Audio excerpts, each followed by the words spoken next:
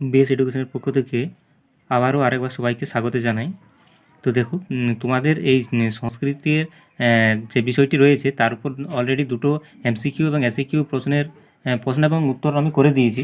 এবং লাস্ট যে পার্টটি রয়েছে এটি হলো সংস্কৃত সাহিত্যের ইতিহাস এবং নাটকটি, সেগুলিরও ভিডিও করে দিচ্ছি।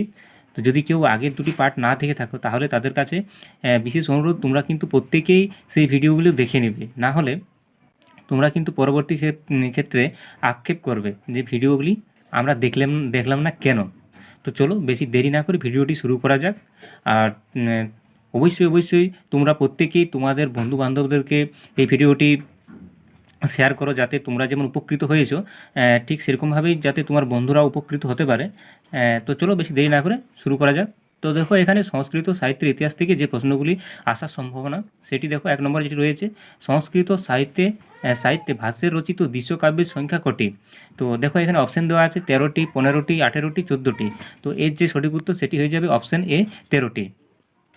এরপর দেখো 2 নম্বর দাগে যে প্রশ্নটি রয়েছে সেটি হলো প্রতিমা নাটকম কার রচনা? কালিদাস, ভাস, ব্যাস বা কুমাচার্য? তো এর যে উত্তর সেটি হয়ে যাবে অপশান বি, ভাস। এরপর 3 নম্বর দাগে যে প্রশ্নটি রয়েছে সেটি হলো কোনটি ভাসের লেখা? চারুদত্তম, অভিজ্ঞান শুকুন্তলম, প্রসন্ন রাঘবম এবং মৃচ্ছকটিম? তো দেখো এখানে যে উত্তরটি হয়ে যাবে সেটি হচ্ছে অপশান এ, চারুদত্তম কিন্তু ভাসের লেখা। তো দেখো এবার 4 নম্বর দাগে যে প্রশ্নটি রয়েছে সেটি হলো মহাভারতের কাহিনী অবলম্বনে ভাসের রচিত একটি নাটক হলো স্বপ্ন বাসুদত্তম, প্রতিমা নাটকম, পঞ্চরাত্রম না মুদ্রারাক্ষসম? তো দেখো এর যে সঠিক উত্তর সেটি যাবে অপশান সি, পঞ্চরাত্রম। আর এই যে ভিডিওটি এখন করছি সেটি কিন্তু তোমাদের সাহিত্য পাঠটি আছে এবং আগে তোমাদের নাটক যে পার্টটি ছিল সেটি থেকে ভিডিও করে দেওয়া হয়নি। তো এই দুটি পার্ট থেকে এই ভিডিওটি হচ্ছে। মোট এমসিকিউর প্রশ্ন আছে 20টা, প্রত্যেকেই দেখো শেষ পর্যন্ত। 5 নম্বর দাগে যে প্রশ্নটি রয়েছে সেটি হলো মৃচ্ছকটিম রচনা করেন? এখানে দেখো অপশান এ, এর উত্তর হয়ে যাবে শূদ্রক। এরপর দেখো 6 নম্বর দাগে যে প্রশ্নটি রয়েছে সেটি হলো মৃচ্ছকটিম কোন ধরনের রচনা? কাব্য, গল্প, নাটক, প্রবন্ধ? তো এর যে উত্তর সেটি হয়ে যাবে নাটক। আর আগের যে ভিডিওগুলি এবং সাজেশনটি যদি কেউ না দেখে থাকো অবশ্যই একবার সময় করে দেখে নাও। তো দেখো এখানে মৃচ্ছকটিম এটি হলো। এবার 7 নম্বর দাগে যে প্রশ্নটি রয়েছে সেটি হলো মৃচ্ছকটিম এটি কি? এটি নাটক, নাটিকা, প্রকরণ, ডিম? তো দেখো এই যে সঠিক উত্তর সেটি হবে অপশান সি, প্রকরণ। দেখো আমি এই যে সাজেশনটি তৈরি করেছি তোমাদের, আমি কিন্তু 3টি বই থেকে করেছি, একটা WBTA, ABTA এবং তোমাদের যে রায় মার্টিন প্রশ্ন বিচিত্রা যে বইটি রয়েছে সেখান থেকে এই প্রশ্নগুলি বেছে বেছে তারপর করেছি। অতএব তোমরা কিন্তু প্রত্যেকেই দেখো। তো দেখো এরপর 8 নম্বর দাগে যে প্রশ্নটি রয়েছে সেটি হলো রঘুবংশম কাল লেখা? শূদ্রক, কালিদাস, অমর সিংহ, শঙ্করাচার্য? তো এর যে উত্তর সেটি হয়ে যাবে অপশান বি, কালিদাস। এরপর 9 নম্বর দাগে যে প্রশ্নটি রয়েছে সেটি হলো অভিজ্ঞান শুকুন্তলম এই বিদূষকের নাম কি? বীরভদ্র, মাধব্য, বসন্তক, ক্ষণপক? তো দেখো এর যে উত্তরটি এটি হবে, এখানে উত্তরটি করা হয়নি, তো এর উত্তরটি হয়ে যাবে মাধব্য। এটি তোমরা বিএডটা করে নেবে।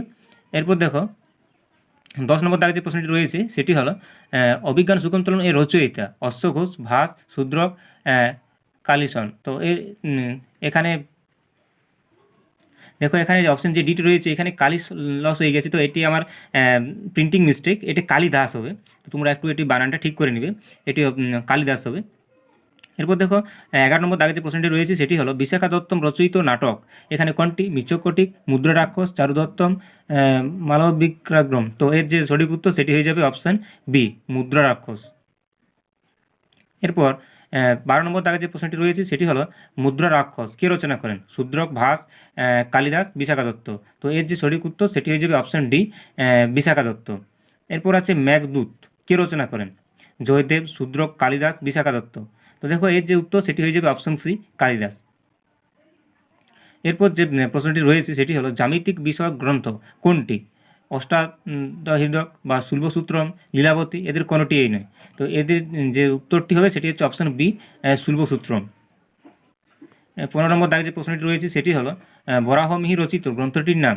আর্য সিদ্ধান্ত, বৃহৎ সংহিতা, ব্রহ্মস্ফুট সিদ্ধান্ত এবং দশগীতিকা সূত্র? তো এর যে সঠিক উত্তর সেটি হয়ে যাবে অপশান বি, বৃহৎ সংহিতা।